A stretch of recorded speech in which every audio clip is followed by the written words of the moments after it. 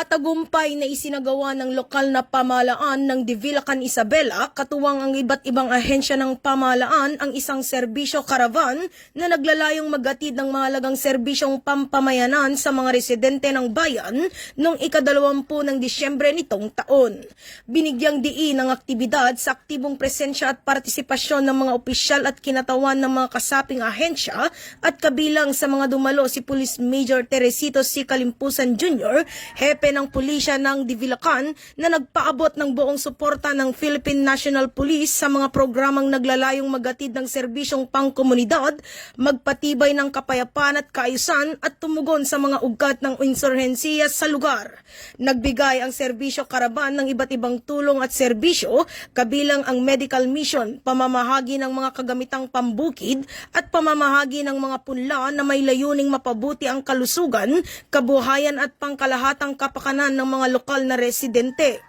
Ang inisyatibong ito ay sumasalamin sa pinag-isang pagsisikap ng pamahalaan at mga katuwang na ahensya sa pagsusulong ng pammatagalang kaunlaran, pagtataguyod ng mabuting pamamahala at pagtiyak sa kapakanan ng komunidad. Sa pamamagitan ng patuloy na pagtutulungan ng lahat ng stakeholder, layunin ng programa na bigyan kapangyarihan ang mga barangay, palakasin ang partisipasyon ng komunidad at isulong ang bisyon ng isang ligtas, maunlad at mapayapang Divilacan, Isabela na malaya sa insurhensiya. Mula dito sa lalawigan ng Isabela, ako ang inyong Police News Network Correspondent, Patrolwoman Jerilyn Colico, alagad ng batas, tagataguyod ng balitang pulis.